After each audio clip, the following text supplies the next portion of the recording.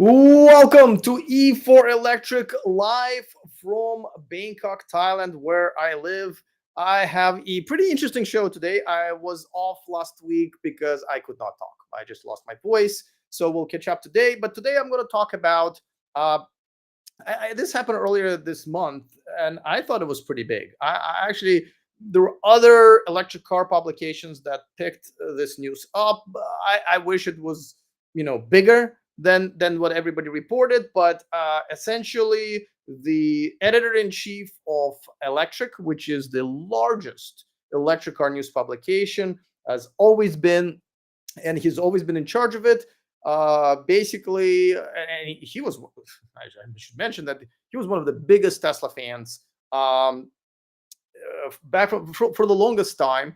And he has announced that he sold all of his Tesla stock because he does no longer believe in the company. And I don't want to put words in his mouth because we're going to review the article right here live. So I guess we're just going to do a little reaction video.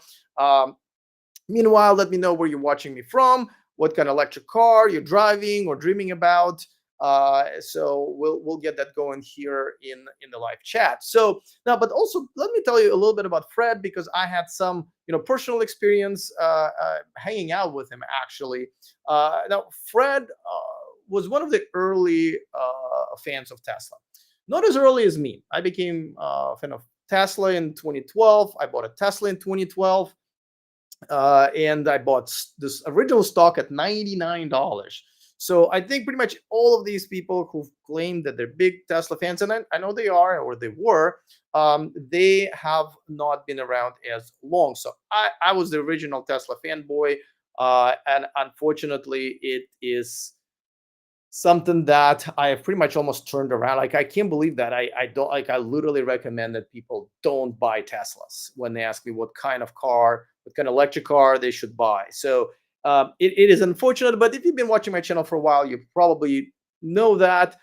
Let's talk about Fred. So now I do have to say that Tom Malogny of State of Charge aside, I would say Fred is by far the best electric car journalist and a writer um, in the electric car community. I always enjoy reading his articles.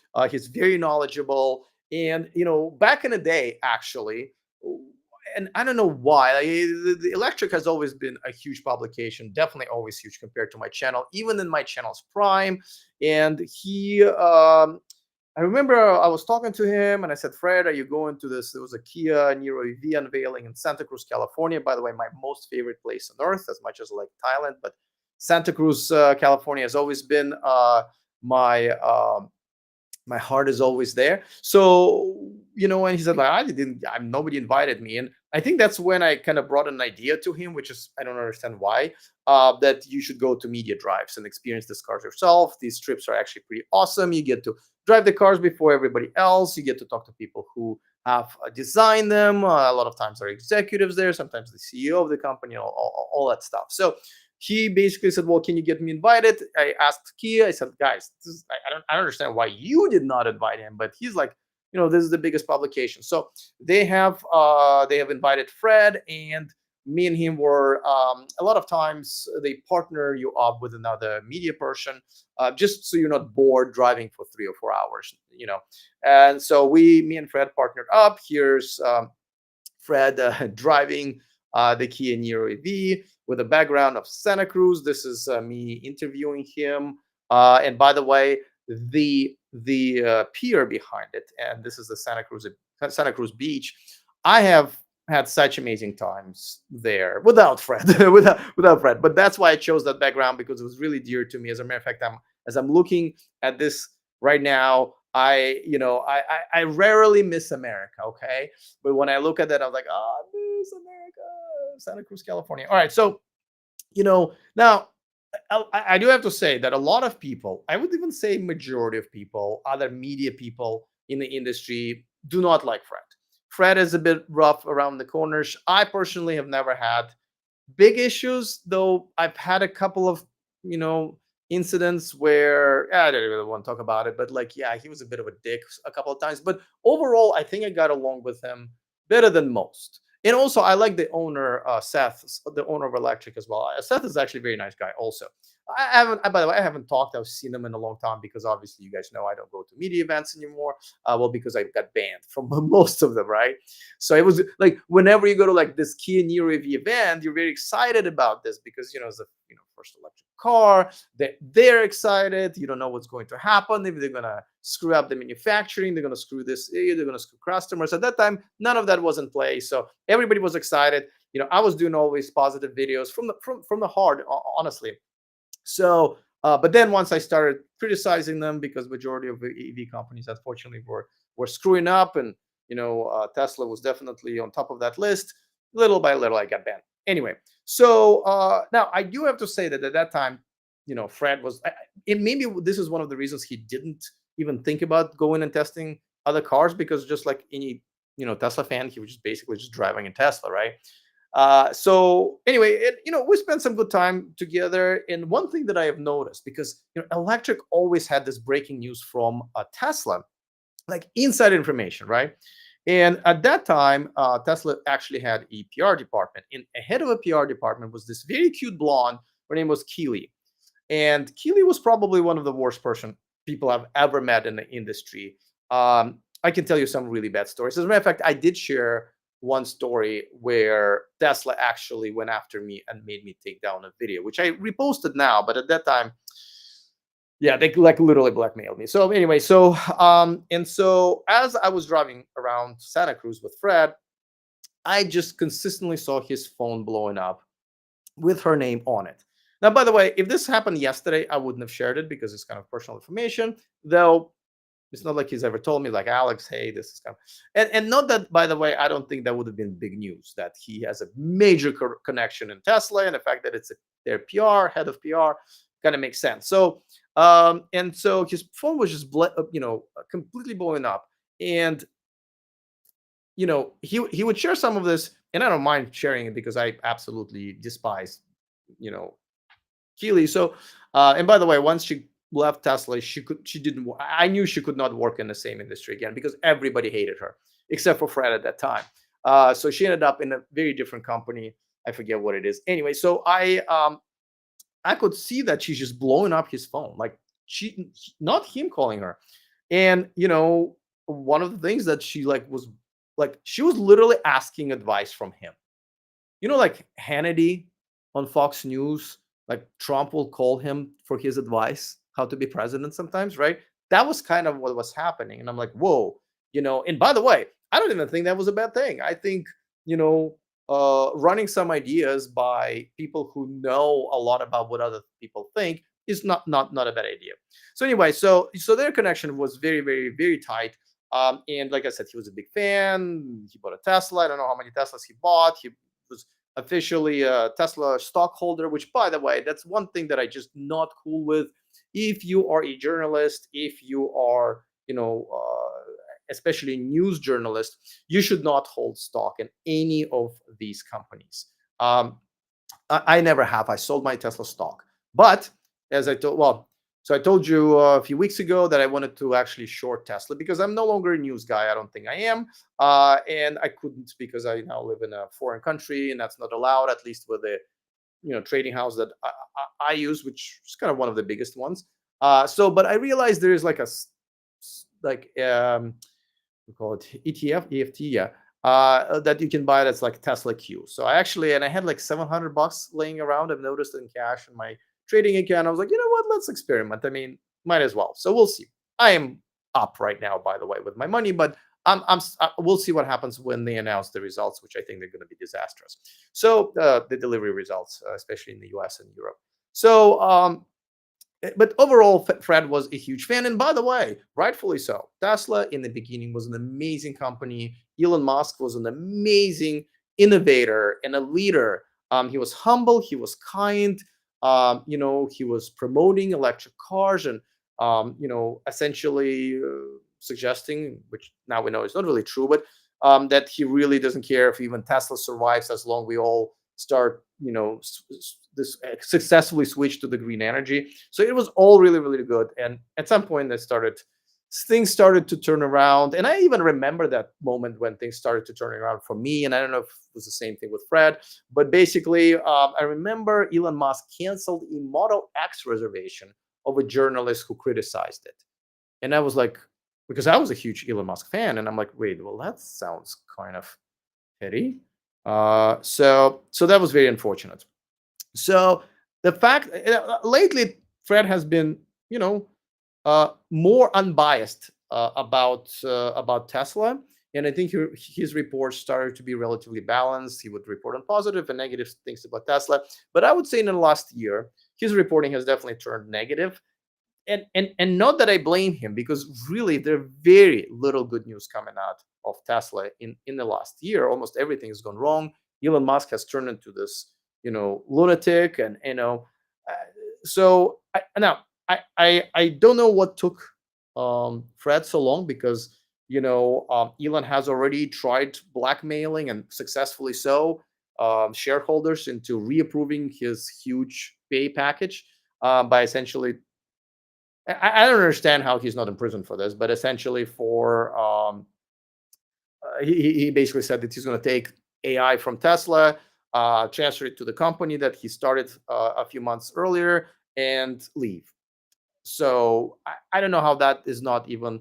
I'm sure some, they'll look into it, but a lot of times I feel like he gets away with murder. I mean, the other day he kind of suggested that people should, like, he was, I don't know if you've seen that tweet, but he essentially, even Secret Service and FBI opened an investigation into Elon Musk, suggesting that somebody should try shooting Biden or Harris, which is ridiculous. And by the way, he removed that tweet, which tells you that when Elon Musk actually backs out of a tweet, I mean, he's got a lot of nasty bullshit tweets out there that he's been criticized for, over and over and over again, and he doesn't remove them. So for him to remove it, I don't know if it was an order from Secret Service or FBI. It's amazing that he actually has a security clearance from the government and government contracts. Um, uh, I hope all his government contracts are taken away from him. They probably won't, because I think like rules don't apply to him, but they should, because when you suggest that the sitting president should be an VP, you know uh, uh, uh, um, assassinated. It's I can never pronounce the word. I know. But anyway, it is what it is. So Fred finally quit. Now I don't know why he didn't quit earlier. I think just even as a shareholder, I think you should have noticed that Elon was working against the best interest of Tesla, and essentially for just his own interest. When he endorsed one of the presidential candidates, that was also essentially working against Tesla, because and their polls now show that he lost a lot of orders from liberals and Democrats who don't want to give money to him, because essentially it's like contributing to Trump's campaign, a candidate they obviously do not like, or maybe even hate. So that's kind of the journey that I had with Fred, and the journey that Fred had with Tesla. So now let's take a look at the article and the reasons. So we'll do a little reaction. So this is the article, and let's scroll through this together. By the way, I do see a super chat, and I'll get back to it pretty soon. Okay, thank you, Nate. All right. He basically talks about how he invests into stock, which I think is completely inappropriate for journalists, but whatever. And he talks a little bit about his support for electric vehicles, and the vision that he supported Elon through many years, and indeed that vision was great. So he kind of reminisce about that, but um let's see, managed to force the rest of the industry to invest hundreds of dollars. Yeah, he talks about how like here he talks about how Tesla essentially dragged everybody else into the electric car game. Let's see. I just wanted to see. Okay, so he's talking about obviously the shift.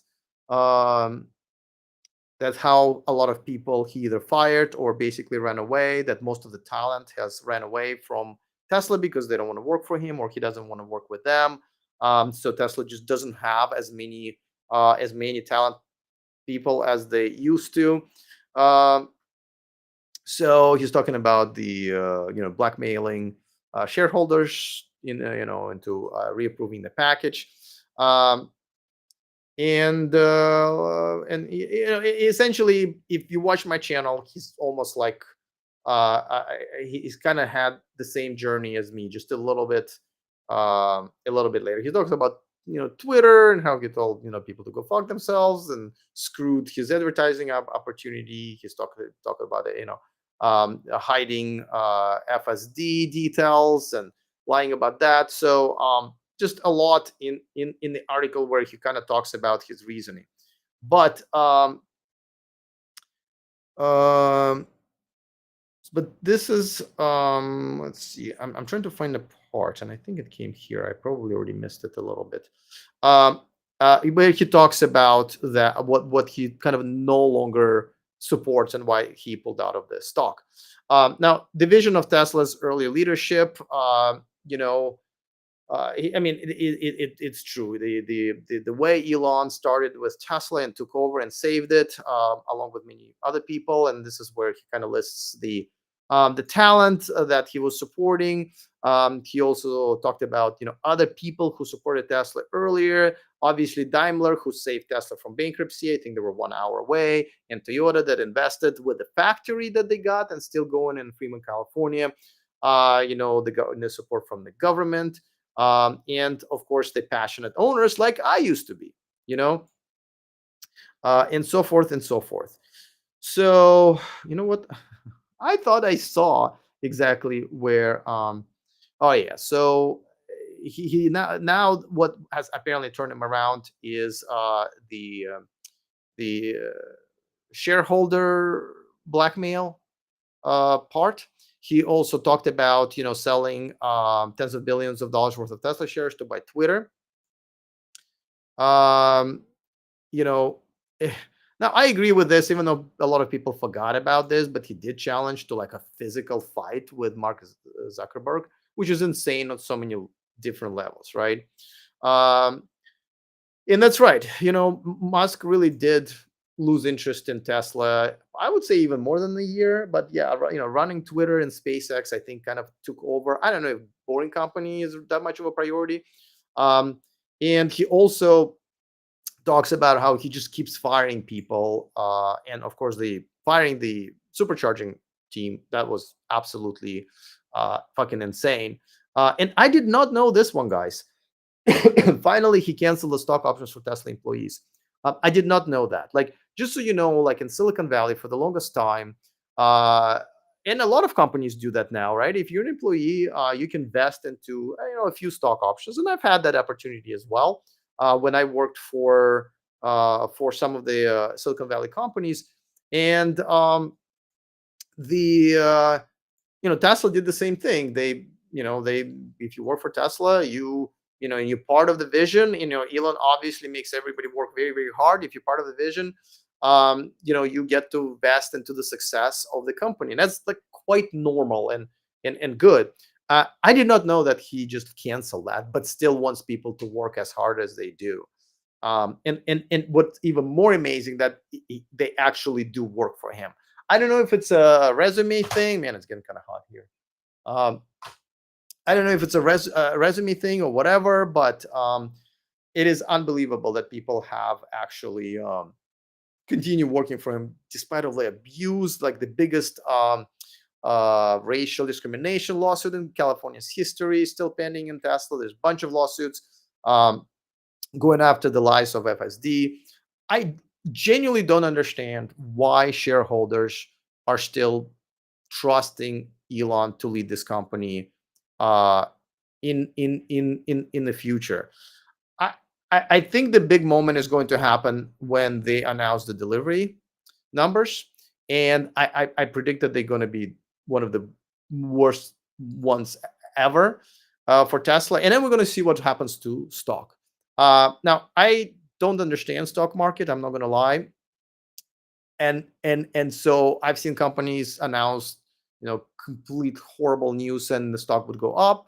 And I've seen companies announce something very exciting and new and the stock would go down. I think it always reminds me the story that my dad told me. My dad in the 80s was one of the first AI people to do artificial intelligence. One of the things that he's developed is he was able to predict the giant oil fields just by looking at the map and running some data. And he published a book in like 1985 by a pretty big Soviet Union at that time, Soviet book publishing house. And over the years, when because I mean, he never thought he would make any money off of this. So he just basically pointed out where he thought all of the giant oil fields would be. And over the years, one after another, they were discovered. So my dad, once we moved to America, he decided, you know what, like, how can I make money on this? Obviously, like, companies did not want to hire him because in order to hire someone like him, you would have to fire your entire R&D department. And in order for my dad to get in, he would have to be approved by R&D department. You see the problem? It's like applying for a job of a secretary where you have to hand your resume to the secretary to get in, right? Okay, so he was thinking like, how can you do that? And he realized like, well, why don't I look at where the giant oil fields are that haven't been discovered yet? And I'm going to see what company buys land there to drill for oil, and then I'll buy their stock. And then once they find oil, and usually there's billions and billions of dollars in oil, obviously this stock will skyrocket, and at least I'll make some money. And he did just that. He saw that one of the spots where he predicted there would be a giant oil field was purchased by a oil company, and he immediately invested into that oil company, and they very quickly found that giant oil field, like my dad predicted, and they announced it publicly, and their stock went down the next day. So that story always stuck with me because it just shows you the bullshit of the stock market. So I don't know if Tesla's stock will go down if the numbers are going to be disastrous. I know Elon will try to sell the robo taxis. I'm assuming he delayed that event specifically to time it so it coincides with a really bad sales numbers because he just knew. He knows. So, and I know the solar part of the company is doing actually quite well. It took a while, so maybe those numbers are going up, and investors might think, well, maybe it's not a car company after all. I know they're selling that bullshit for the second time around. The first time was when they bought Solar City. So we'll see. We will see if Elon is basically bulletproof and shareholders know it. And at that time, maybe I should just quit this business. Well, no, that I mean, I admit I don't know anything about the stock, but I'll keep you updated about my tiny little Tesla Q investment because I'm actually quite curious to see what's going to happen to it. So, in conclusion, I do want to say that this is a big deal. Not only Fred is a very knowledgeable person, not only he has tracked and pretty much knows everything that ever happened to and with electric cars over the last 12 13 years. It takes a lot, I think, from someone who was inspired by Elon Musk, and I'm kind of probably talking for both me and Fred, inspired by Elon Musk and supported him early by investing into stock, by buying his cars. Well, a lot of people thought we were idiots, that we were going to buy cars that were going to go, belly up, and we'll end up like Fisker customers twice around, or Lordstown customers, or whatever, Saturn customers, and we still took a risk on him. Like, I mean, I've never bought $100,000 car before, and by the way, you had to buy it like there was no like lease options, so you had to buy it. And I gladly did it because I wanted, like, not only I wanted the car, but I also wanted to support the cause. I mean, at the end of the day, I can tell you, if it wasn't for people like me buying into this, early on, no one would drive a Tesla right now because, like I said, they got very close to bankruptcy. And the fact that many of us have bought it early on and there were some revenues coming in, probably made a huge difference, if not all the difference in the world, actually. So I'm proud that I took the journey, and it's kind of interesting to see the same thing kind of happening here in Thailand. I was in the MC and the discussion panel moderator for one of the local events here for the Department of Transportation, I think, and highways. And one of my biggest question to the panel was, and it was an international panel of quite great smart people, is can Thailand learn all of the mistakes and triumphs that we've seen America and Europe go through, so Thailand doesn't have to repeat all these mistakes. Now, Thailand is in a very interesting position because a lot of cars that we have here are Chinese cars, and Chinese cars are amazing right now. Of course, I'm talking about electric cars. I actually saw yet another one. I didn't even know about this one. This is a in partnership with Huawei. Um, and it's called Avatar 11. I saw it in person for the first time today. I was Ubering to my soccer game, and I was like, "Wow, it's a beautiful car." Oh, and I had an Uber car that was one of the I don't remember the brand, but it's just one of many Chinese brands coming in here. So Thailand has a great sort of advantage. But there were a lot of it's great to see this kind of electric car revolution coming through the streets of Bangkok. And unlike in America, Thai people are not like political. There is no like, oh, you're a Democrat, you're for electric cars. Well, I'm a Republican, so I'm against electric cars, right? None of that nonsense. People go like, oh, electric cars. Look, they're wonderful. They're beautiful. I don't have. A lot of people told me that they just bought them to save money on, gasoline, or they just like the way they drive. They like the way they look. The prices are very competitive here. You can buy a BYD for like $15,000-$20,000 equivalent. So, and there are no tariffs on Chinese cars here in Thailand. Like there are major tariffs on like Mercedes and BMW and so forth. So I really think that this was a big news. I really think that to have one thing you talk, right, one thing you talk or write or whatever, another thing you put your money where your mouth is, right. I wanted to do that with shorting Tesla stock, but I couldn't. I really wanted to, but in this case, and Fred knows, he got a lot of hate for it. Of course, people like Warren and others jumped down his throat. But I thought this was a big deal. All right, so let me go through some of your questions. I'm going to start with a super chat from the super chat master at this point, because Nate Jones. So here you go. Nate says, Samda, thank you for $5. If you guys don't know, I live in Thailand. $5. If you want to know the equivalent of like $5, what it would mean in America, how far the $5 go here. So like multiply it by 5, for example, right? So something like a Thai iced tea made in Thailand. Here, I bought it from a kind of a bougie place, and I paid $1.50. I just had egg noodles with chicken.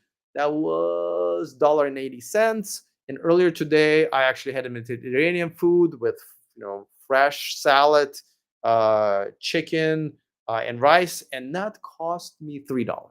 So just so you know. So thank you for $25, Nate. He said something I've wondered for a while. Have EV manufacturers figured out how to combat the in touch current problems with electric motors? I probably don't know what this word means.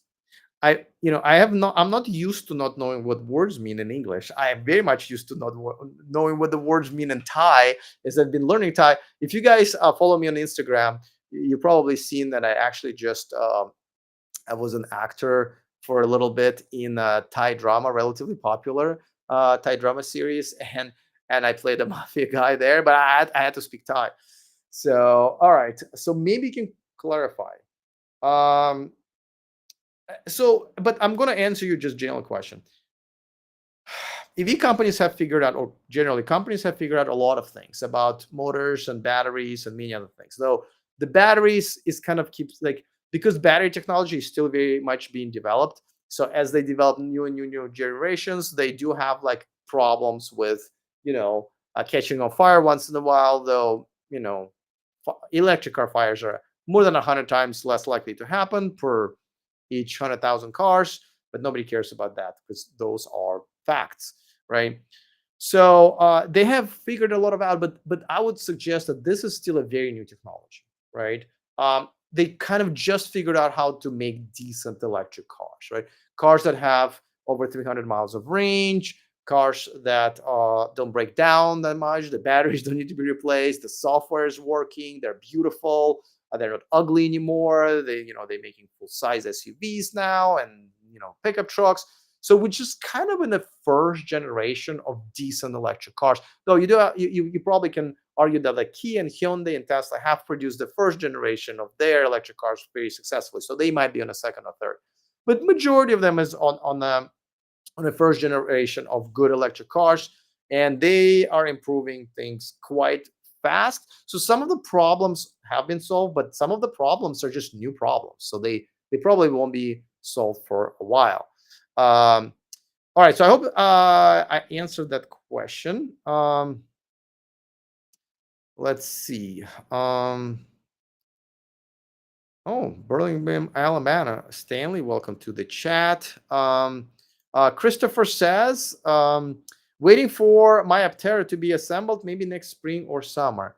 Yeah, everyone's been saying that for a while now. And by the way, that's another thing. Like, when I was a fan of Sandy Monroe and he was on my channel, right? I thought the fact that he was very much involved with Aptera would make it an amazing company that would succeed because they have such an amazing brain when it comes to manufacturing. They'll figure things out, they'll get the right contracts and all of that stuff, right? They were pretty much the first ones essentially saying that they will have the Tesla charge port, right? Remember that?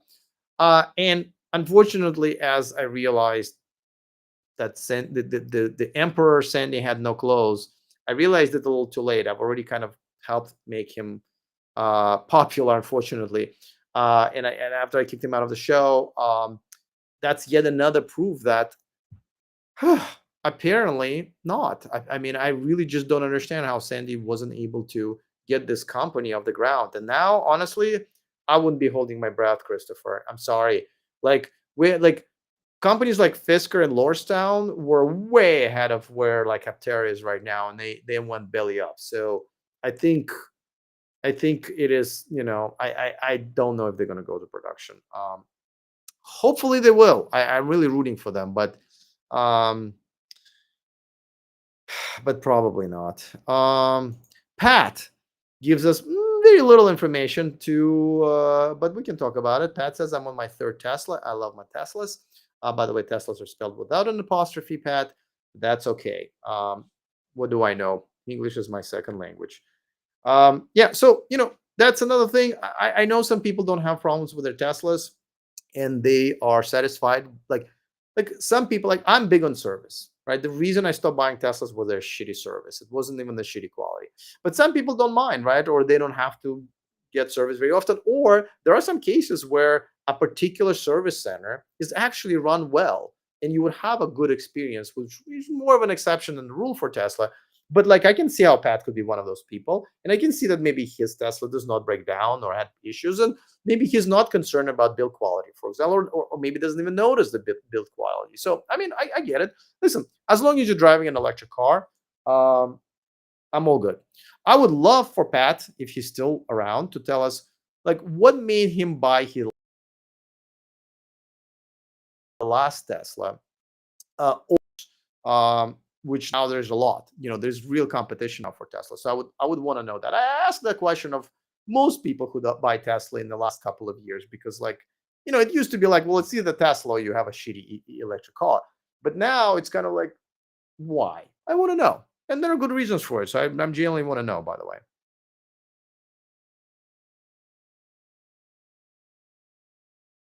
Stanley says, and I've heard this actually more and more, unfortunately.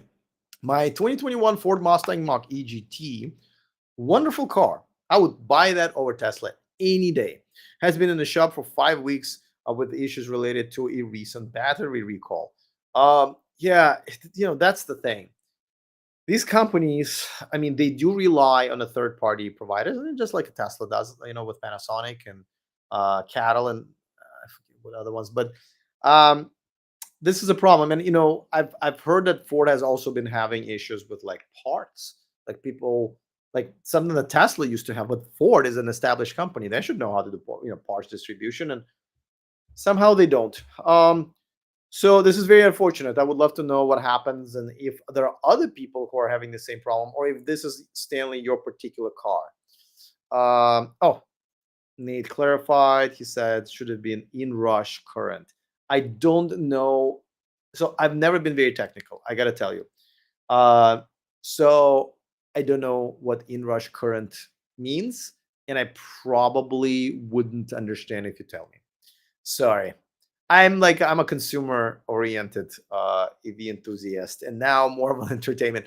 So if you probably noticed that in this summer I've been making two, most of the time, two short videos per day, covering a lot of things, including electric car news and reactions, stuff like that. But now, I just wasn't happy with the views, even though like almost a million views in July or whatever. But I decided, okay, I'm gonna make fewer shorts. I did take a couple of weeks off, but I really wasn't feeling very well.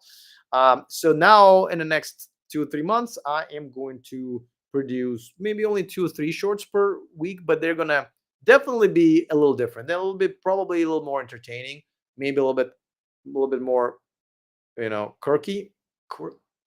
Yeah. Anyway, I'm not good with words today, as you guys know. I'm very tired. It was a long day, and I play soccer, and I played soccer at a new place.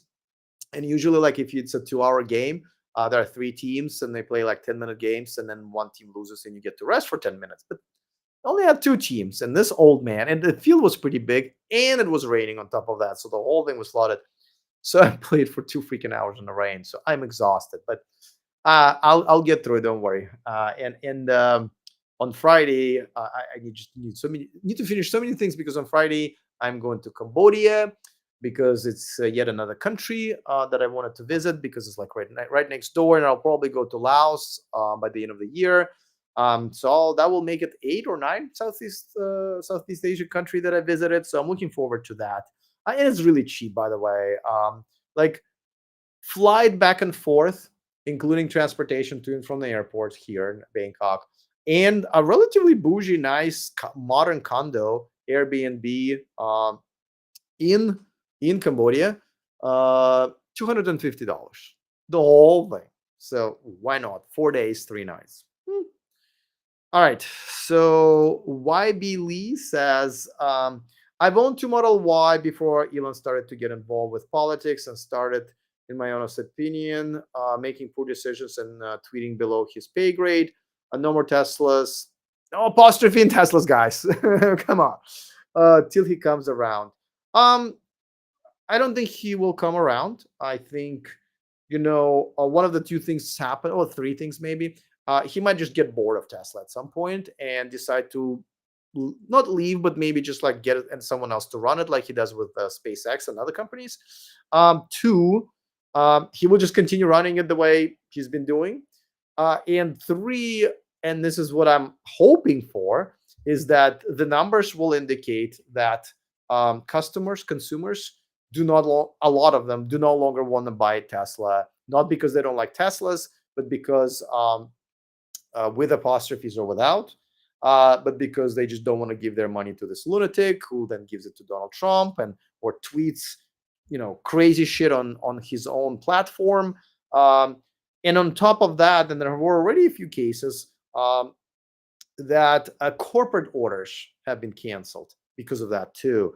I think another thing what's going to happen is I think the lawsuits will also catch up to him. There's a good reason why he added supervised full self driving after years and years of just calling it full self driving and lying to the consumers.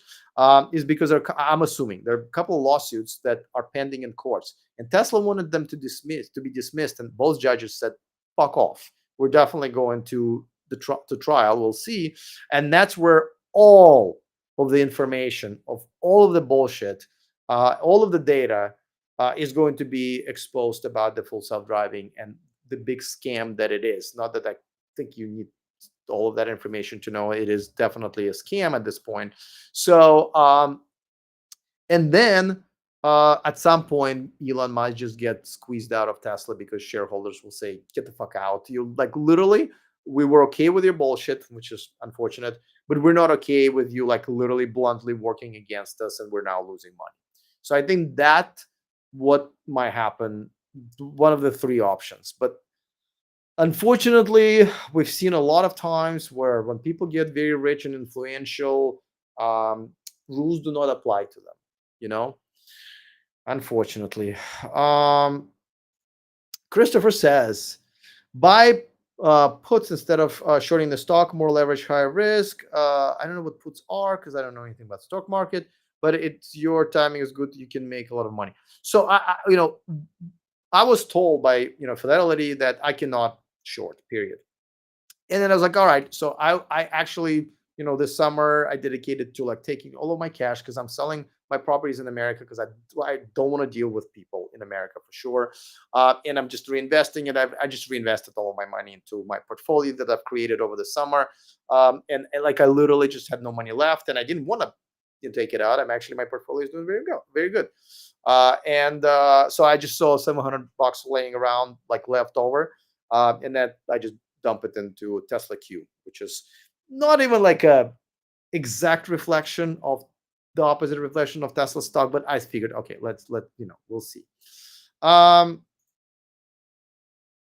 Pierre says, yep, that tweet was crazy. He is referring to the tweet by Elon Musk where he basically suggested that somebody should shoot Biden or Harris.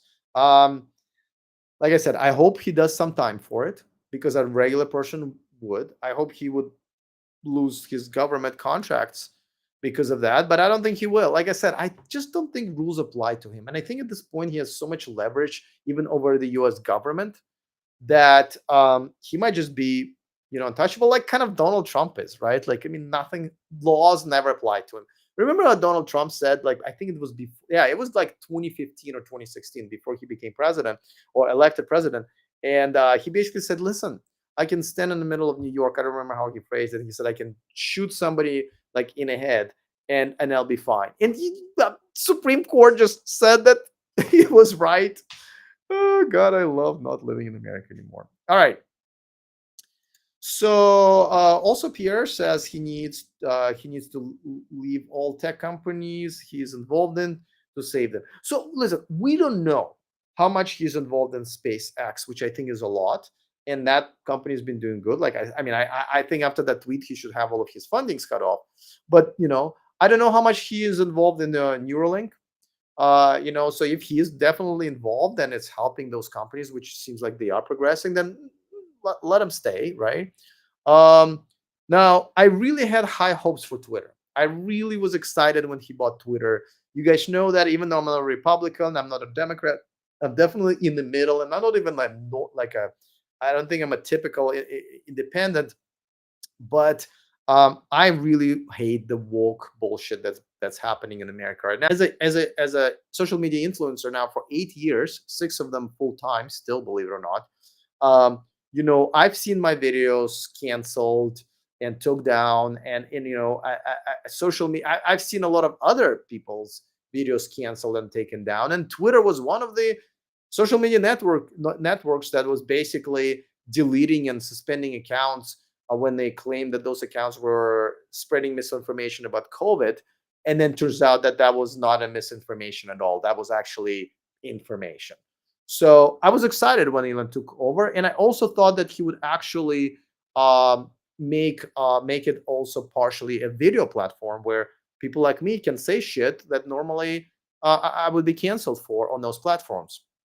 And I think Mr. Beast, the biggest YouTuber of all time, got involved, and I thought, oh my God, Twitter is going to be freedom, and it actually turned out nothing like that. And I, you know, I I think once in a while I dip my toe in Twitter and I see what's going on, or like sometimes I read like replies to my posts or someone else's or Fred's posts. By the way, that's what happened the other day, and the Twitter is definitely the asshole of the internet right now. It's the dirtiest, shittiest, nastiest, dumbest fucking comments you will find.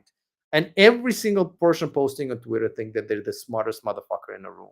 It's quite sad. It's really just the worst social media platform still. Like people who are successful, like for example, I was trying to post all of my daily, double daily videos on Twitter, which I have, and this is I feel like my content is relatively unique. Uh, it was never even worth my time. It takes like 2 minutes to post, never worth my time. Literally, there are some platforms that I can name, like Clapper, that you probably never heard of. I got more views there than I got on Twitter, and I have that stupid check mark that I pay for still, giving Elon Musk money, $16 every month. Um, I thought, okay, that should help. Absolutely no. But who people who are thriving on Twitter? For example, Warren, right? Warren Redlick. And I just talked to him yesterday. But if you say the stupidest, dumbest shit on Twitter and get as many fights and get as many people riled up on Twitter, you get rewarded by views. Like, that's what like Warren does, for example. But like, for example, if he posts something like, oh, me and my girlfriend, saw this cute little cat over there, like that will get like 50,000 views, right? Because like Twitter goes like, this guy, he starts so much shit on our platform. He brings so much hate to this wonderful X experience. Then whenever else he says anything, or he might as well fart into the camera or his keyboard, we're gonna promote the shit out of it, right? So I had such high hopes for Twitter, and unfortunately, nothing happened. Nothing happened at all. All right, next comment. Psychonomics. Musk has publicly turned against democracy and rationality. So let me think about democracy. Well, how so? I'm not really sure if I go that far because I mean, if anything, I feel like, even though Twitter is a humongous shithole, at least you can say things on Twitter and not be canceled by the woke companies like, Facebook or YouTube or wherever you guys are watching me on. Um, but the rationality, yeah. I mean, he completely lost his fucking mind a long time ago. So I would agree. Um, Yuri or Jury says, yeah, I'm buying more Tesla stock. We'll see who's going to make more money. I would listen. It's not like I want you to lose money. Okay. Essentially, if you lose money on Tesla, well, I think it's your own fault, but you're essentially going to be a victim of Elon Musk's behavior and probably your own stupidity, but whatever. I want to know why you are buying Tesla stock. Like, what makes you think that this company has the leader that's able to bring this company to the next level, make more money? Like, he's been lying about the biggest thing that he believes this company is about, which is AI. He has fired the entire team that is in charge of what all Tesla owners say is the best part of Tesla, which is the supercharger network. He has he's literally abandoned half of the country, half of his consumers by endorsing one of the presidential candidates. He has blackmailed all of you guys into giving him the package. I How is this an investable company? I'd like to know. Maybe I'm missing something. Okay. A lot of Tesla fans now go like, but Alex, listen, you don't understand. Tesla is not a car company. You see, you idiot. It's not a car company. Um, it is now an energy company. But we've heard that before, right? That turned out to be nothing, and now it's still not. They're not energy company enough to claim that. So yeah. All right. Next comment. Ron says, "What's the best replacement for my 2018 Model 3?" You know, back in the day when we said M3, we meant BMW M3. But okay, which I love, but I cannot, in good conscience, buy another one because of Elon's behavior. Well, when people ask me what kind of electric car you need to buy, I can never answer without asking you about a million questions. It's just like asking me, like, what kind of girl I should date. I always give you the same answer. Like, I don't know, what kind of girls do you like? Do you want to marry them? Do you want to just like have fun with them? Do you like tall girls, short girls, fat girls, skinny girls, black girls, white girls, Thai girls? Um, um, the new modern type of girls, with penises. We have tons of. By the way, the best looking women in Thailand, most of them. Lady boys here, yeah. So, like, what kind of girls do you like? I don't know. You got to tell me, and then I'll maybe recommend one. Same thing with the car. I don't know. Listen, there are tons of crossover SUVs. I mean, I really like Mustang Mach E. I think it's a little overpriced. If you want to go with something like more conservative, like obviously Volvos are great. I love them. In Polestar as well. Jesus Christ. Yeah, there's just so many. Like if you're okay with the way the Kia EV6 or Ionic 5 or 6 looks, they're pretty. I mean, there's so many choices. I'm almost, yeah. All right, next one. I'm gonna skip the ones where you guys talking to each other. Philip says, let's say Elon is experiencing a mind virus from living in Texas. By the way, I lived in Texas before I moved here to Thailand, and so like just like I said, you can't say like California this and this, or America is this, or Texas this is this. Like for example, I lived a little bit in Austin, Texas, and I lived a little bit in Houston, Texas. Right, both Texas cities. I am independent, by the way. Right, I fucking hated Austin, Texas. I mean, honestly, they're like top three of my least favorite cities of all time. And like I said, I've been to 27 countries and probably about three or 400 cities. I mean, just disaster, from people to the way businesses are run to the way the city is just disgusting. I would never want to be there ever again. And I absolutely loved Houston. My God, what an amazing place. I actually still have a condo there. So it is, I mean, so you can't just say Texas, right? All right.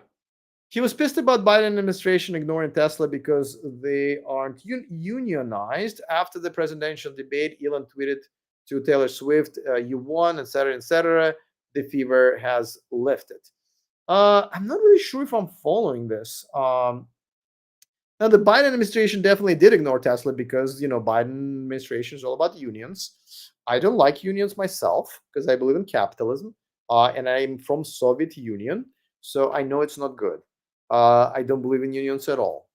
But I do understand why people have it. I understand it protects workers. Don't get me wrong. I'm not like some horrible idiot. But I just don't think it's part of a capitalism society. Should be at least. But okay, that's fine. Yeah, I don't really know what to tell him. But like, which Elon are we talking about? Because that was back in the day. That was like 3 years ago. It was a different Elon. So I don't know. I don't know what to tell you. Psychonomics says, yes, Musk is not well. Yeah, no, I agree. Something happened. I mean, I understand what happened, right? Power and money happened. And he also put himself into an echo chamber. He doesn't have anybody who does not say yes to him, right? That's kind of a problem with a lot of powerful people. I think Trump is the same way. Um, Biden was the same way until they finally got through him, right? So it is what it is. Psychonomics offers me an interesting follow up to my story about my dad investing into that oil company.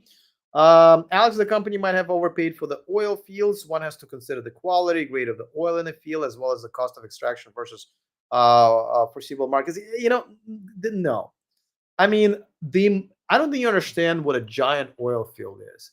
Giant oil fields usually get, God, well, don't quote me on this, but from what I remember, and I get numbers were different back in the day, from 10 to 50 billion dollars. Okay. I don't know how much you're gonna overpay for the land to drill a hole in it, and you usually need to drill quite a few of them, but they found it relatively quickly, from what I remember.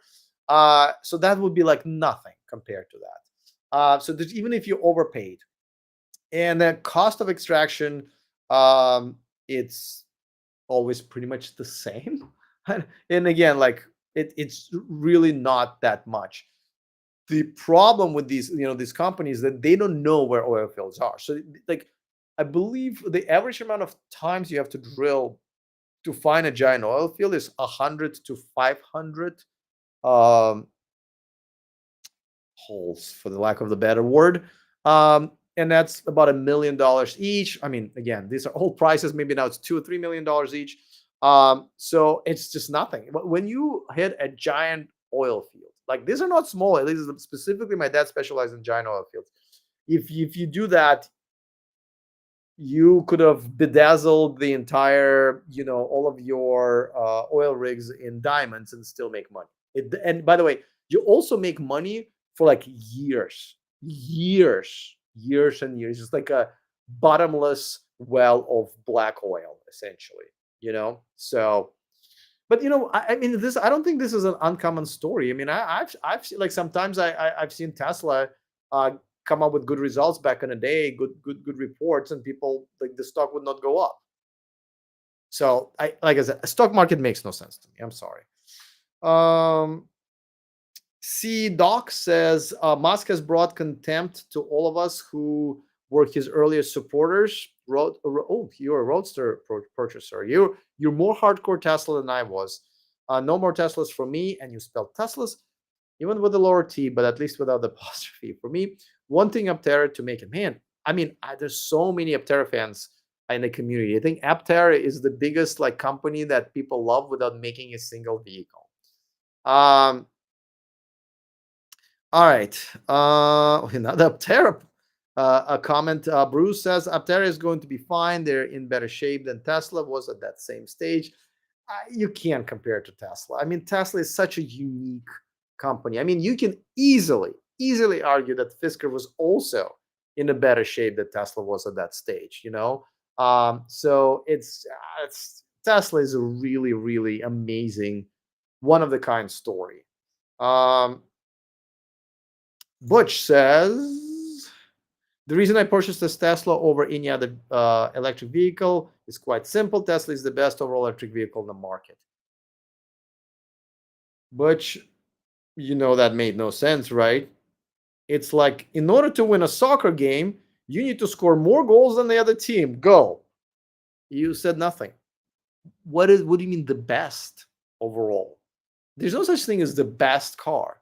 If you are a construction worker who needs a truck, Tesla Model Y is not a good car for you, and it's probably F-150 Lightning that's or a Silverado EV that's the best car for you, right? Um, if you care about, if you just need to have the longest freaking best battery with the longest range, Tesla is not the best for you. Lucid is. If you want the fastest charger, like if you want to charge your battery the fastest, a DC fast charger, again, Tesla is not the best car for you. If you want to have the best 0 to 60 or quarter mile, Tesla is not the best car company for you. I mean, I can go on and on and on. So it depends on what best means to you. But you gave me this, like, statement of a drunk 5-year-old, and I don't know what to do with it. So you're welcome to clarify, but you got to have some substance.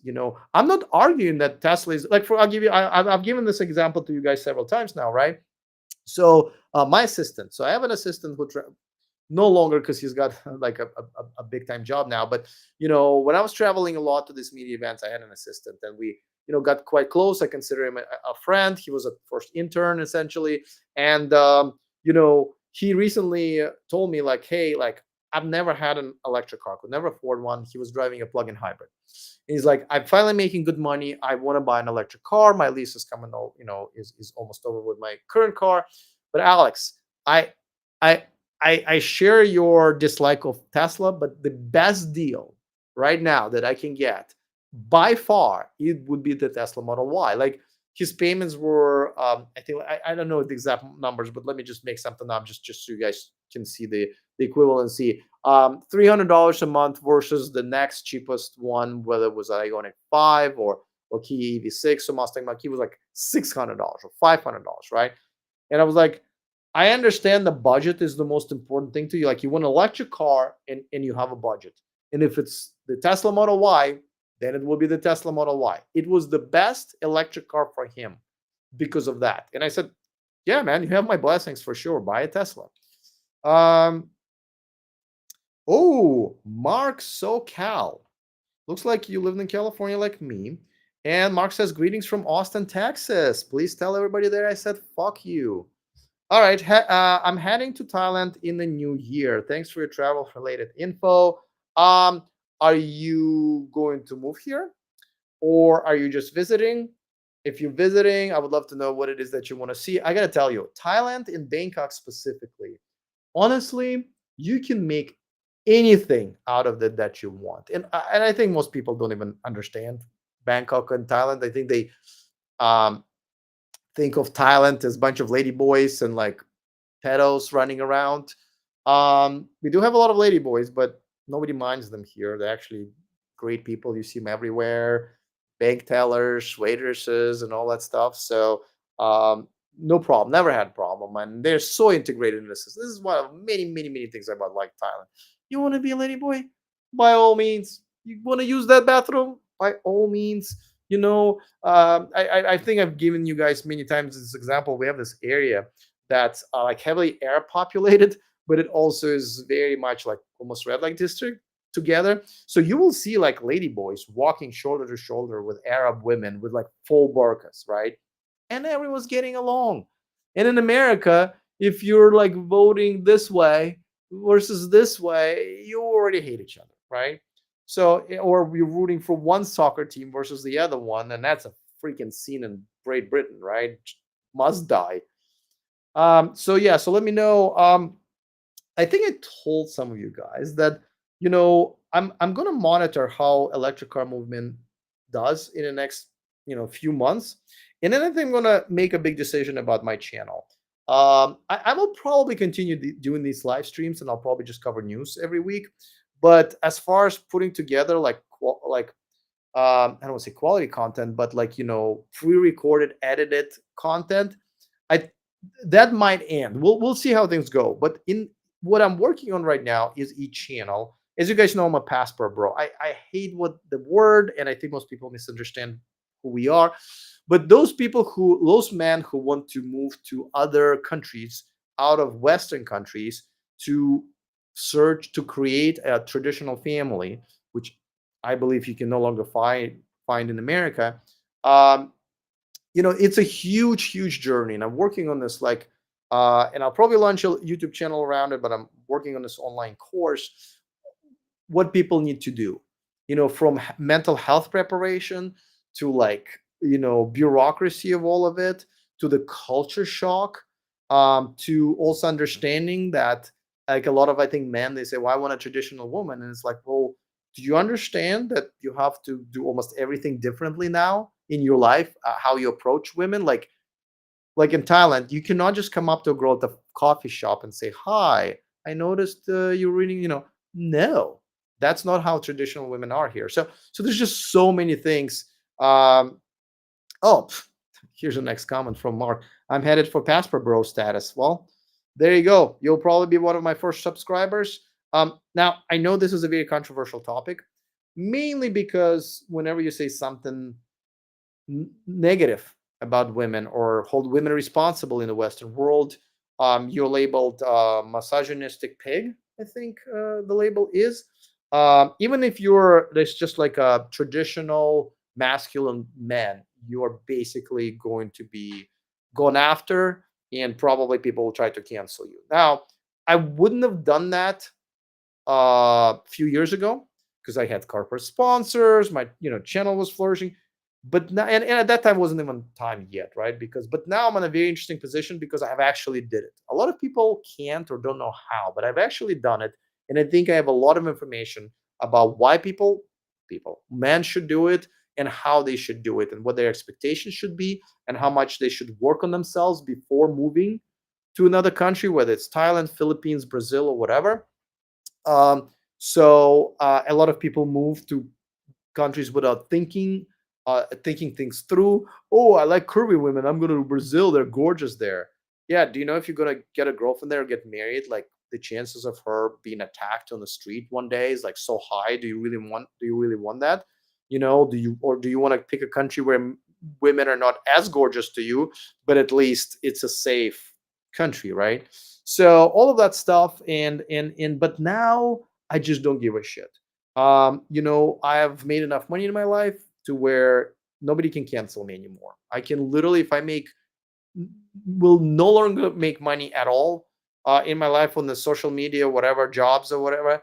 I have enough investments to have a very nice life for the rest of my life here in Thailand or whatever country I choose, as long as not France or United States. I'm not afraid to be canceled. Um, So I might do it. We'll see. All right, let me catch up because my voice is also trying to go. Steve says hello. For Electrek, what is your prediction on the upcoming 1010 announcements? My prediction is that Elon is desperate for positive attention. I think he's desperate to pump the stock up and tell people that Tesla is going to be great 2, 3, 4 years down the road with robotaxis. Um, he knows it's easy to make a prototype. At this point, they can absolutely map out the area wherever they're doing Warner Brothers. Warner Brothers Studios or whatever, where they can have flawless experience there, and then we'll show it to people, and they're like, oh wow, it's driving within 2 neighborhoods, perfectly flawless. Um, and I think he knows that a lot of shit is coming down on Tesla, including the poor car sales. So if he will fluff it up, the robotaxi, and unveil the new toy, which doesn't take that much to really create, he will be able to kick the can down the street and keep the stock going. So I think that's what's going to happen. I think at this point nobody in the right mind will believe him that they have the technology. He's been lying for years, and they've been also hiding the data, right? They specifically, think about it. Why would he be hiding the data? As a matter of fact, Tesla limits their real world testing in states that mandate them to disclose all of their shitty data, like how many accidents they've been to, how many times they had to take over the car, so it doesn't crash. So why would you do that? Well, the answer is very clear, and it's not like we haven't seen the videos. Like there's more and more videos that are coming out where Tesla is just, the FSD is just not there yet, and there's a good reason why they added the word supervised FSD finally, because it's not FSD, it's not full self-driving. So I think that's what's going to happen. They're going to unveil a pretty car, and everyone's going to go like, oh, and then they're going to say, oh yeah, we're going to build this fleet of Teslas, which they might, and they're going to be driving themselves. We're almost there, guys. Like, we're almost there. So, and I think there might be some people, like somebody just said, we're going to buy more Tesla stock, that will believe him. So I think that's what's going to happen with the 1010 announcement of the robotaxis. But I think I've already posted a video, a couple of them about that, so you might want to watch that. I think it was a video, just a cut from the last live stream, which was 2 weeks ago. Do you have a specific media channel for travel info? I don't know what that means, because you got to clarify that. C Doc says class action for FSD payments on multiple cars purchased, demanding full refunds. Yeah, there are 2 lawsuits about it. Essentially, people saying, listen, we paid you money up to $15,000. Granted, they were stupid, but they did. And you told us that the FSD is going to work by the end of the year. And we waited, and we waited more, and our leases were up, and we paid you money for something that's essentially is just a very good driver assistant, but you never brought the features you promised to me. So essentially, you ran a scam on us. And I'm looking forward to those lawsuits going to court, because we will find out so much shit about so much lying and deceiving, and I'm sure there will be legal shit in there too, that it will make everyone's head spin. I think. Psychonomics says puts are option contracts. You can buy them without margin. You buy the right to sell Tesla shares at a specific price in the contract by a certain date. So you win when the price declines. Okay, I mean, so I don't know if I'm. So I think generally speaking, I had to be qualified to do. I forget the word. So I bet I wouldn't be qualified for this, because essentially this is the same thing. You're borrowing money. Yeah, it's really too late now. But I would have loved to look into it when I was really had the money to invest. Stanley says, I initiated a buyback request on yesterday for my Mustang Mach-E GT. If Ford is fair with their offer, I will definitely buy another Mach-E GT. Yeah, so it looks like you got one of the bad eggs, and I hope they treated you well. So to me, a lot of times my problem with Tesla was, and that's why I stopped buying their cars. was their service. There are actually quite a few brands that I stopped shopping at or buying or using their services is because of their service, not because of their product. And I remember when I turned my last Tesla in back to the service center, and I remember I came up to the service center driveway and I waited there for like 10 minutes. Nobody said a word. I remember coming up to a GM dealership with my tiny little Volt, and immediately there was a person every time to at least greet me. Uh, so I finally found some. I had to go and find somebody. So finally, we signed the papers and everything, and I went back and I said, "Can I speak to a manager?" I said, "Listen, uh, I've been buying Teslas since 2012. As a matter of fact, the reason you have a job right now is because of people like me who bought these Teslas back in the day. And I got to tell you, I love these cars, still do. Model S is still, I love the car. I said, but today I brought my third Tesla back and I decided not to leave with a new one. And I got to tell you, the reason is you. I mean, you guys have provided such a shitty service that I cannot buy another Tesla. And I'm a fan, or I was a fan because you guys done such a shitty job. I just sat on this driveway there by all of you employees walking by me, and nobody came up to me. I had to go look for somebody to help me. I said, that's not okay. And his response was basically kind of like the fuck you stare. He literally said, "Man, no apology, by the way." And that's a service manager at a brand called Tesla, right? And I was like, yeah, I made a right decision. So if they treated you well and you still like Ford service and you like the car, it looks like I do think that Mach EGT is a great car, especially if you get in that beautiful yellow. Then I can understand why you're coming back. Butch Nelson says freedom of speech is a wonderful thing, but what is often omitted from this statement is you're still held accountable for what you say. Yes and no. I believe that there's some groups of people who are not accountable for what they say or even do. And there are some groups that held accountable or canceled for something that they should be able to say openly. Like if I had a corporate job, I would never be able to say, I think women in America have made men in America second class citizens. I think women are out of control in America. Yeah, I will be labeled misogynistic pig right away. And which is, of course, not true because you have to hate all women if you're a misogynist. So these people don't even understand the term. Um, the other term is toxic masculinity. Um, and and I would be canceled. I would probably be fired from my job, right? Especially if my California job has a woke female boss, you absolutely would get fired. So that's how many times men been accused of um, crimes against women. I don't want to say it because sometimes you get canceled for that. But and then turned out that it had nothing. There was not no evidence. It turned out to be not true. It turned out to be the woman was lying, and she ruined a man's career or sometimes a family, sometimes both.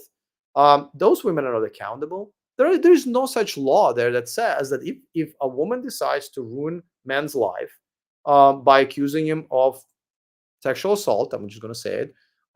That's absolutely 100% not true. And if somehow that man successfully fights that, usually the man will lose absolutely in the court of public opinion and probably lose his job and family. There is no such law that that woman would go to prison. To me, if you try to ruin someone's well-being, his job, his family, and everything, 10 years in prison minimum. I mean, it's almost like an attempted murder to me. So, but no. So no, I think there's a large group of people, including definitely women, that a lot of times don't get held accountable in America anymore.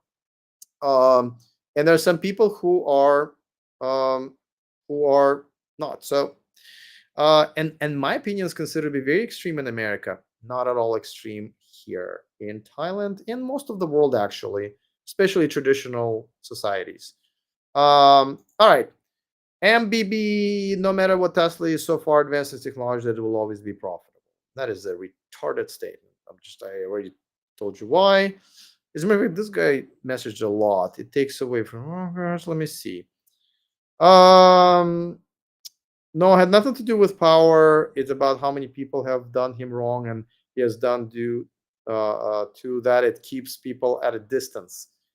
A lot of people done him wrong. That's which I mean. That listen, if you're one of the richest people in the world, yeah, but you going after other people and accusing them of something they've never done before, trying to cancel them or whatever, or screwing over your shareholders. I don't understand how that's a justification.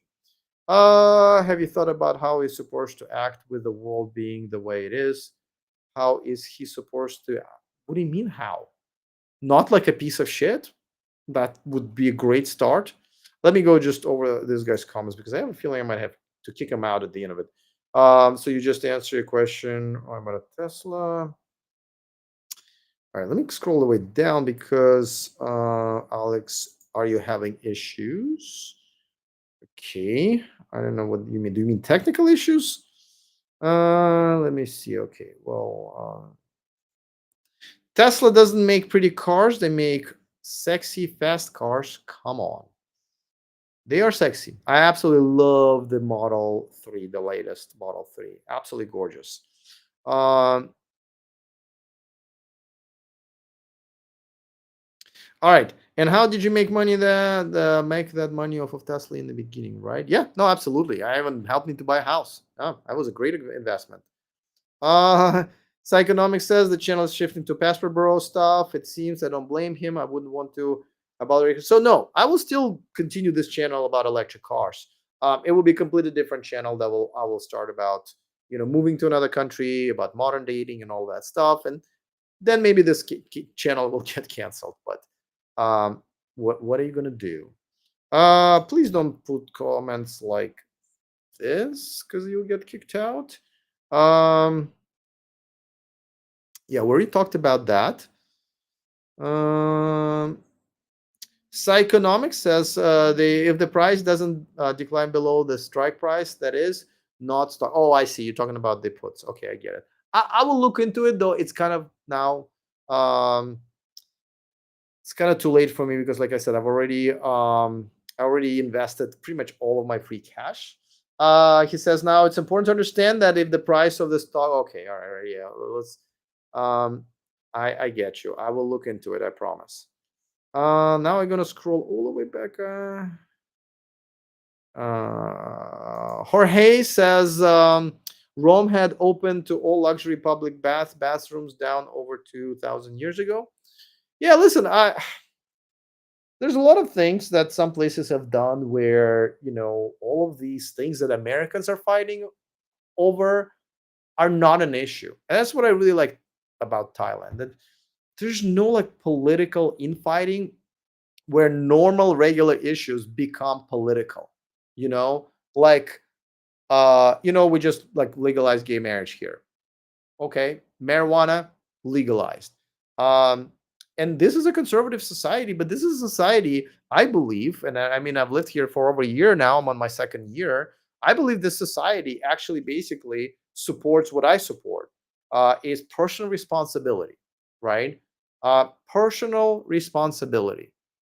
So and not canceling people. Not like, for example, this is a Buddhist country. They have, they're very religious, and I love that. But they're not trying to say, well, you can't have abortion because Jesus said so. Okay, you don't have an abortion then, but you shouldn't make other people not do things that you think your God, or even if you believe that everybody should believe in your God, do. Don't worry about it. If you believe in God, I think it's like, well, he'll handle it. He doesn't need your stupid ass to handle what other people do with their lives. If they sin, I'm sure that God will take care of that, right? Why are you butting in? And I love the fact that none of that bullshit is here. And like I said, if you're joining me now, just now, I'm an independent. I'm not a Republican or Democrat. As a matter of fact, I just registered to vote. I mean, I was registered in California before that, but I cut all of my ties with California. Like, fuck that state. So I registered. Well, I can only register in California or Texas. The last state I lived in, so I registered in Texas. But I still don't know if I want to vote. I really don't. Mark SoCal says Austin over. Sorry, clicked on the wrong one. Austin over Houston any day. Okay, tell me why, please. I'm the other way around. You cannot pay me enough to go back to Austin, and I can tell you why.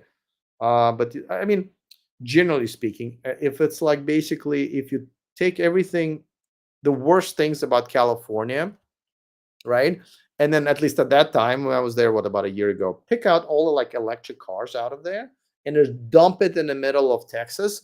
That's what Austin is to me. It's like the worst of California. Minus, I don't know why I didn't see too many electric cars, including Teslas in Austin. And like I said, it was like a year or two ago. Oh no, it was almost a year and a half ago. Yeah, it was a year and a half ago. So it's yeah, it is what it is. All right, let me catch up to um uh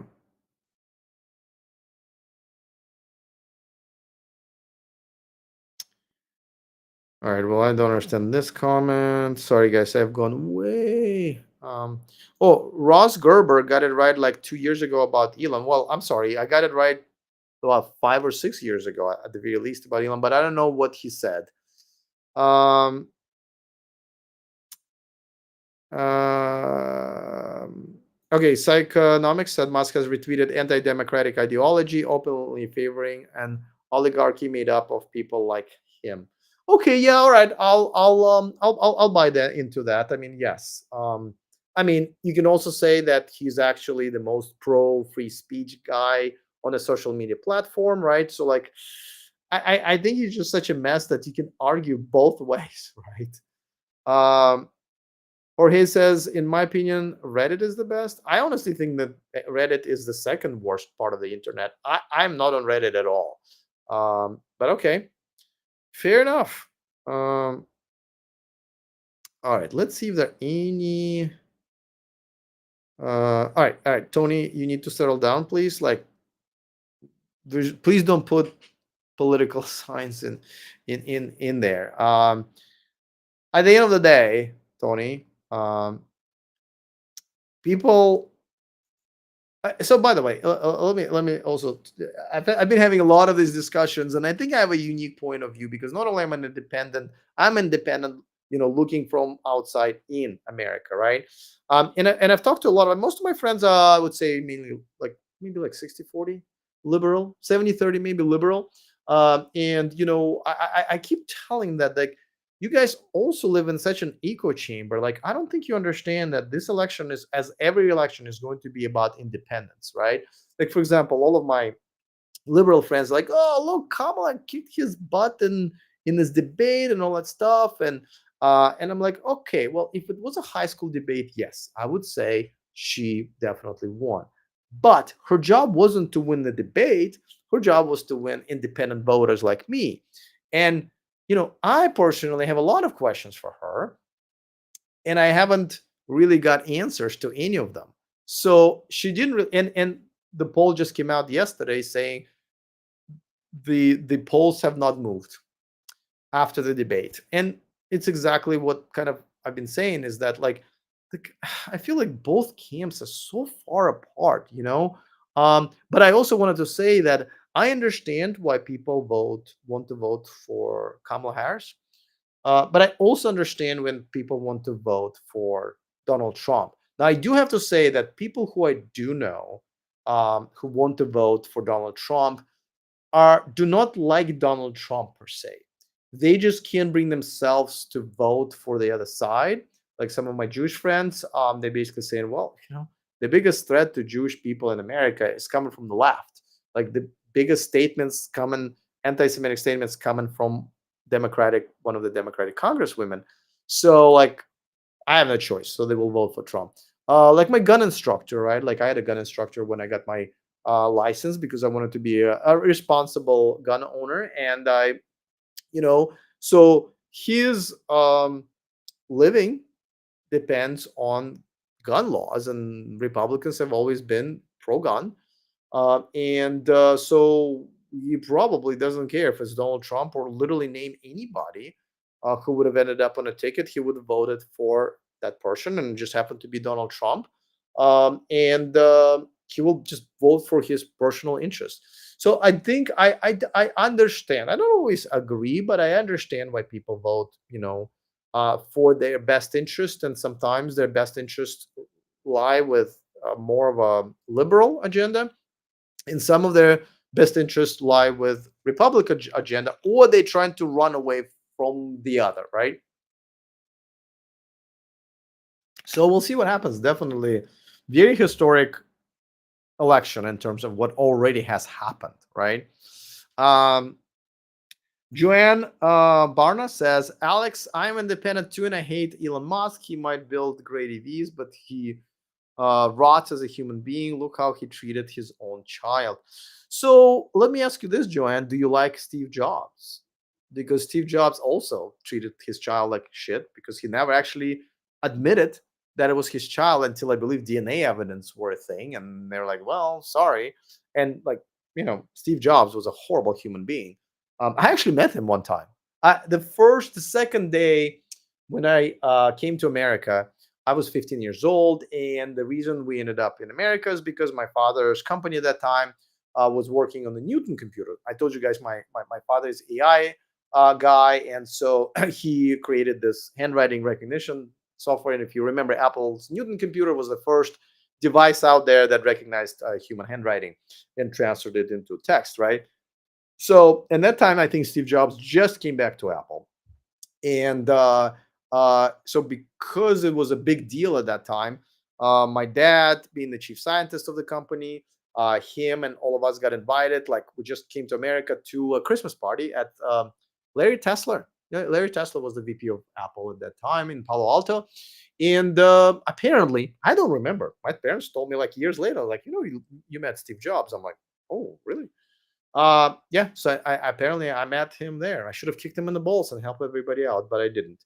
So it would be I would be interested, Joanne, to see if you actually um um like Steve Jobs. I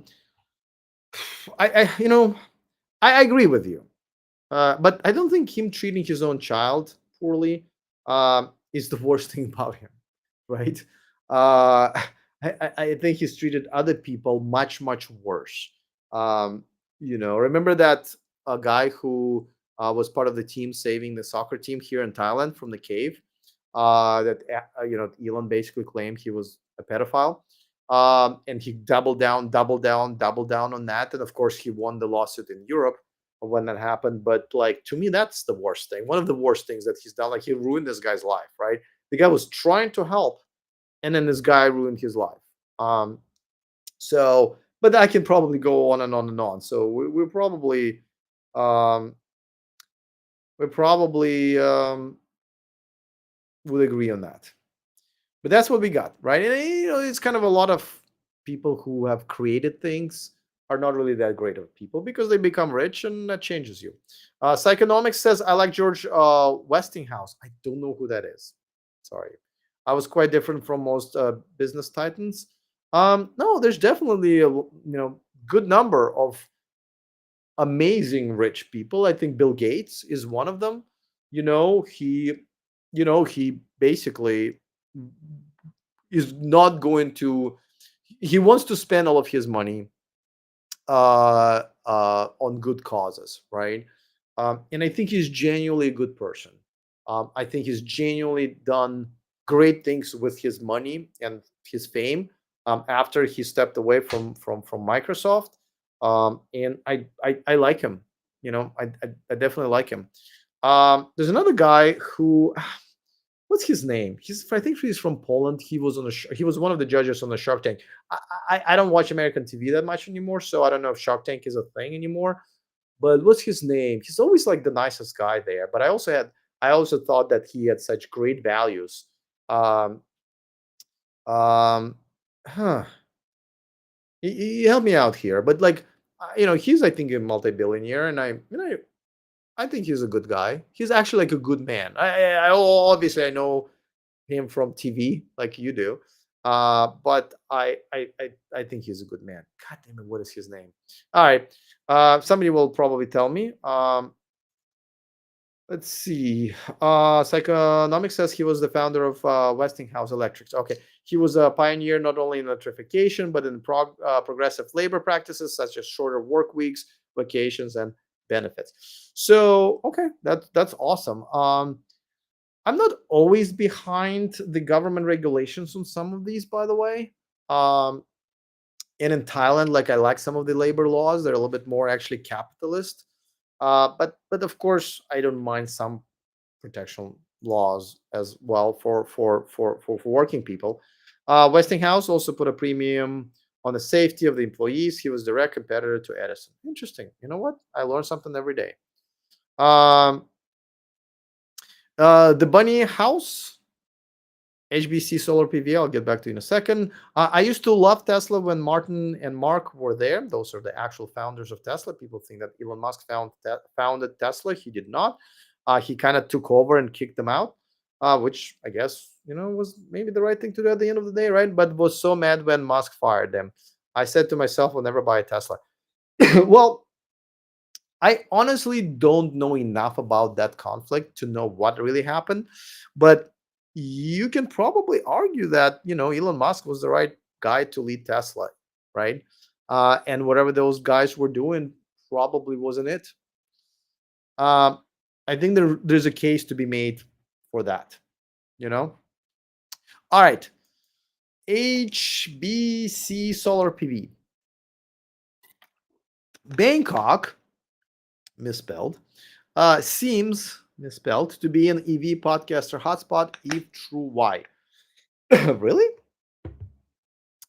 Who else lives here? I know people say that Electric Viking used to live here, but I don't think he lives here anymore. By the way, don't quote me. I think his wife had some health issues, and they were here to treat that because we do have way better healthcare than America or Europe. Um, what's his name? The guy from Norway, Bjorn. I think he also used to live here, but he doesn't live here anymore. Listen. I do know that a lot of digital nomads and content creators live here, just because I hate to tell you this, guys, but like this is the best place on earth. I think.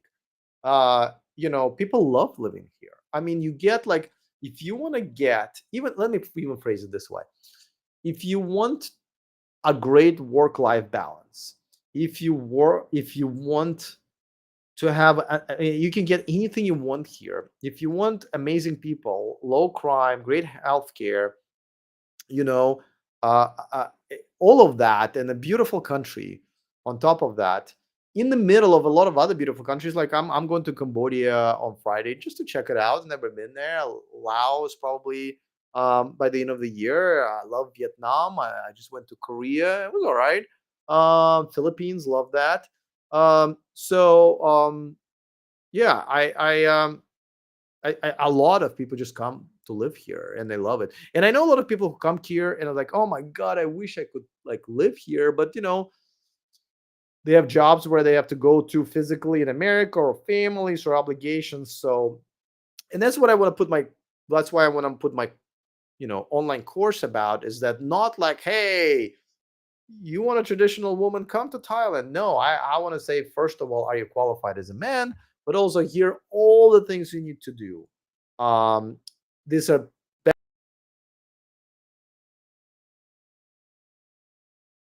leave, that people, I don't think people understand that moving from one country, which is as America and Thailand, it's a two-step process. You have to leave America. It's like one step. And I don't mean physically. You have to leave it mentally. You have to leave a lot of things behind that you may never do ever again or see ever again.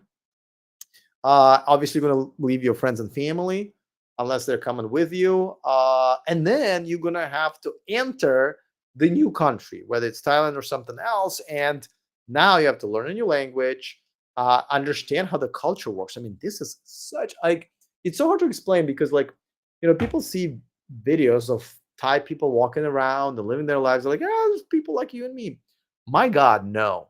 Everything is very different. The way how people behave and how they go about and their values, and even the language. If you try Google Translate, for most languages, it's really good.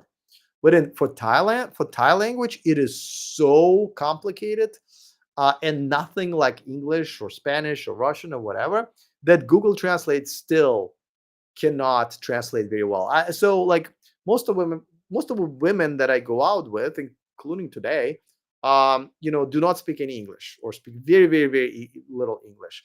And my Thai is still quite poor. I can talk a little, but not too much.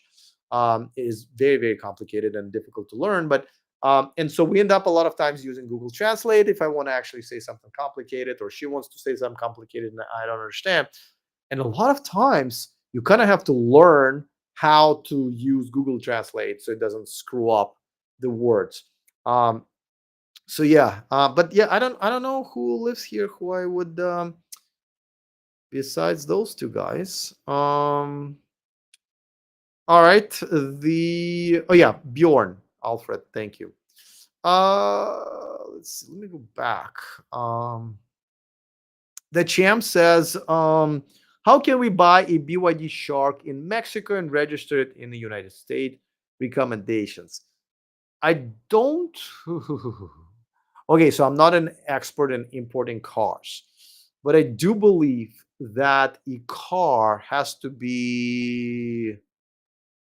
It's a long word. It starts with an H, but it has to be kind of certified in a country in order for it to be a legal country. Because, like for example, safety issues, safety standards in different countries are different, right?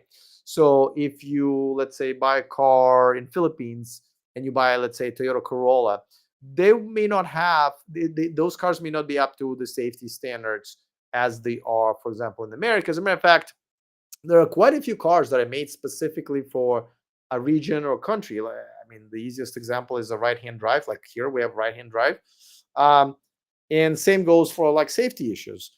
So I don't think you can buy a car that's not really registered in the U.S., meaning like not like certified in the U.S., and just bring it in and register it.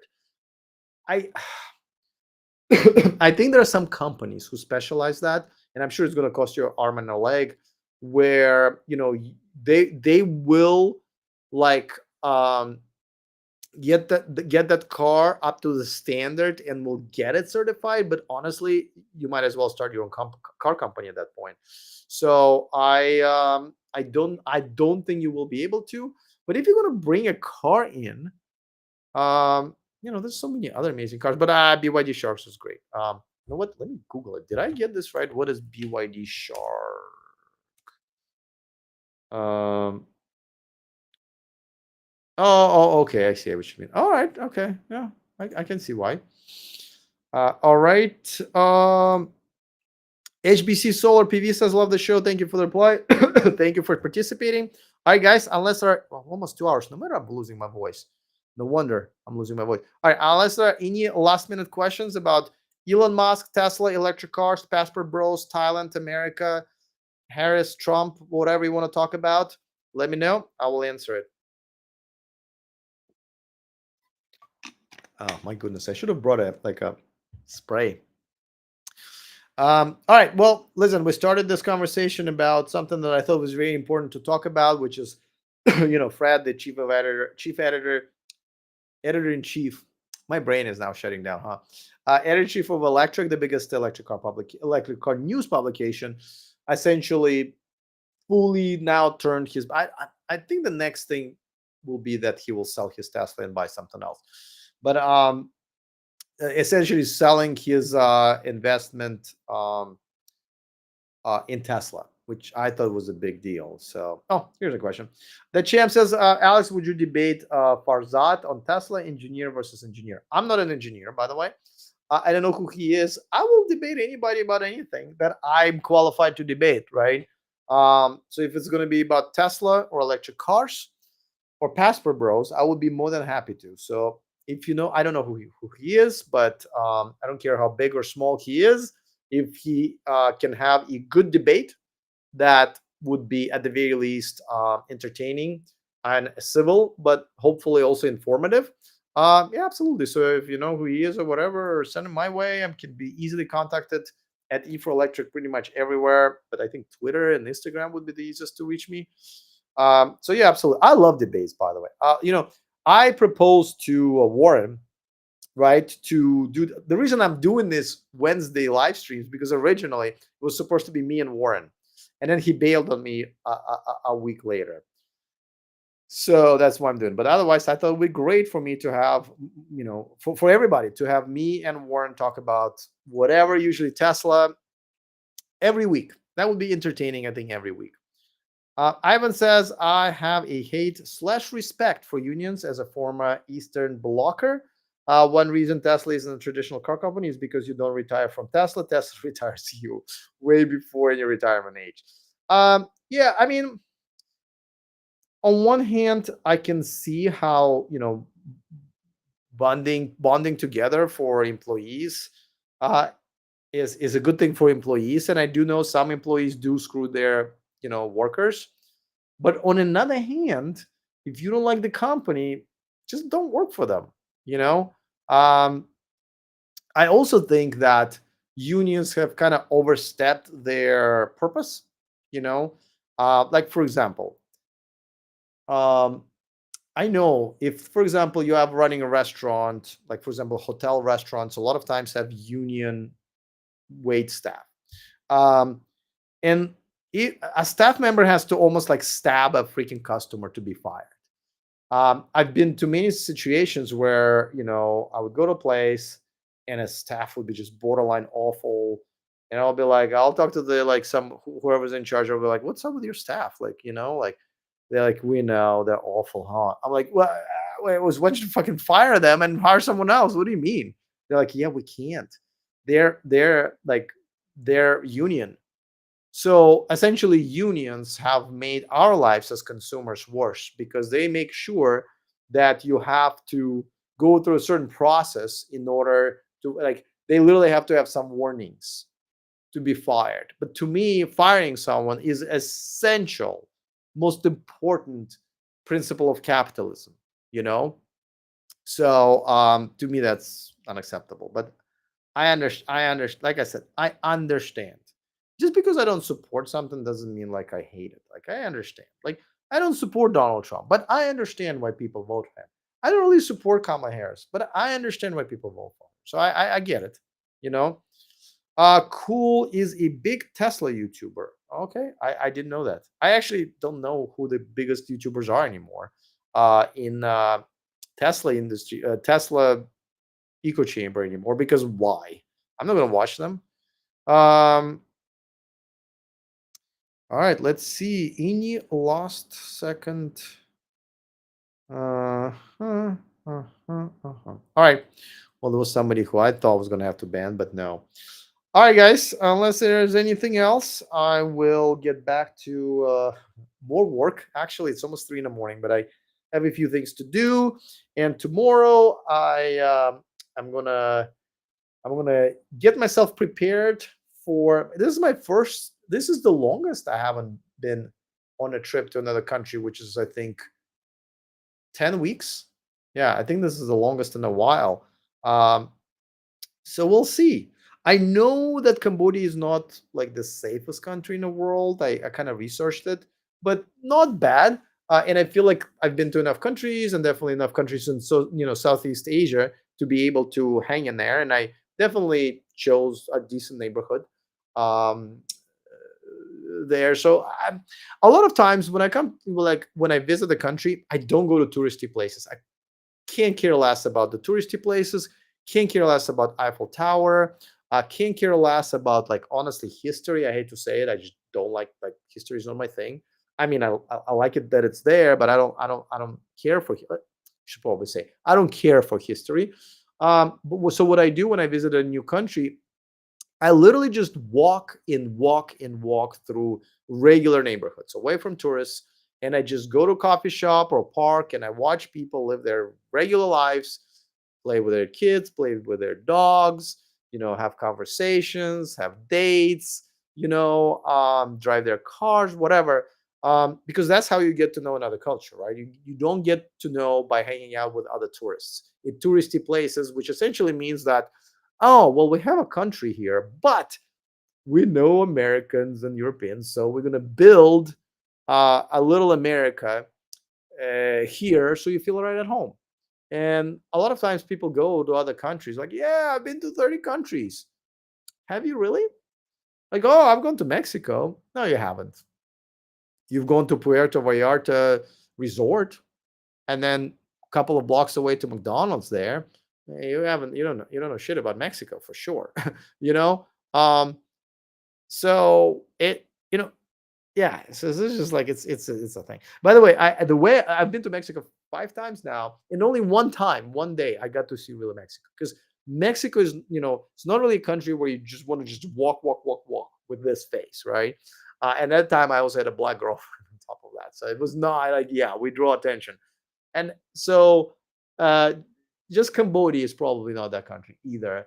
And neither was India, but I no in India I spent some time in regular neighborhood, but I got the fuck out of there way too fast because I just could not stand it. But with with Mexico, I didn't fly on planes. I was afraid of flying on planes. I ended up having to take like 3 or 4 months worth of therapy in order to be able to fly. Because I knew that once my channel started to take off, I started getting invitations to other countries. I was like, I better figure this out. But before that, so me and my ex girlfriend, we would take cruises, and I love cruises. Honestly, I wish. Well, I'm a Princess cruise line like Ruby level member, and we don't have Princess. You have to, I think, start anyway. Doesn't matter. I don't. I've taken a cruise by myself and it was fun, but I don't think I want to do it again. Uh, so, and while I was on the cruise ship, we made some friends with staff, and one of the staff members was this great like piano player, and he actually had his wife also on the cruise with him, so that's kind of cool. And we just made friends with him and stayed in touch on Facebook and whatever. And one when we went, and I knew he lived in Puerto Vallarta, very touristy city, right? And I remember we went on another cruise, and I knew Puerto Vallarta was one of the destinations, and I was like, hey man, which cruise ship are you working on? Maybe we're in the same cruise ship. It was going to be great to see you again. And he's like, no, actually, I'm taking like a little bit of time off. I'm a musician. I'm trying to record something. I'll spend some time with my family. So I'm like, wait, so you're Puerto Vallarta? He's like, yeah. I was like, oh my God, we're going to be there. And so we ended up meeting up with him and his wife, who we also knew. They had a car. And I said, listen, he's like, where do you want to go? I'm going to show you the best restaurant. I was like, no, to the hills, because the hills is where the real Mexico is. I was like, let's not get a shot or kidnapped. That would be awesome. That would totally ruin my trip. But let's go to neighborhoods that are like normal neighborhoods. Like for example, like don't take me specifically to places where people live in cardboard boxes, but like show me how an average Mexican people live. And I want to get out of the I want to be able to get out of the car without like being shot at or whatever. And I want to walk the neighborhoods. I want to go and chill at one of the places. I don't want to pick one. I'll just gonna walk and we're gonna pick, a place as we're there. And that's what we did for the entire day. And I'm very very, very grateful to him. Still in touch with him. Um, so that's how I ended up being in real Mexico. But what are the countries that I've been to physically, but never actually been to the real parts? I gotta think about it. But I think I've had that. Well, I mean, probably Paris. No, no, even in Paris because I was there with my parents when I was younger, and no, we had some friends and they lived in the regular neighborhood. But a lot of regular neighborhoods in Paris are quite nice, right? So, all right. Well, guys, it's almost 3 o'clock in the morning. I'm glad I was able to. I thought I was only good for 1 hour, but I guess I was good for two, but no more than that. I will, as always, cut this into little pieces as I was talked about different issues and repost it for you guys to rewatch. Well, not for you guys since you already watched, but people who haven't. And I'm gonna go to Cambodia. Hopefully, come back, and I will see you um, next week. All right. Thank you so much for hanging out with me. And this was fun. I know I am halfway asleep now, But thanks for hanging out with me. We had over 100 people like consistently watching this at all times, so that's kind of cool. Thanks so much, and I will see you next time. And remember to stay charged.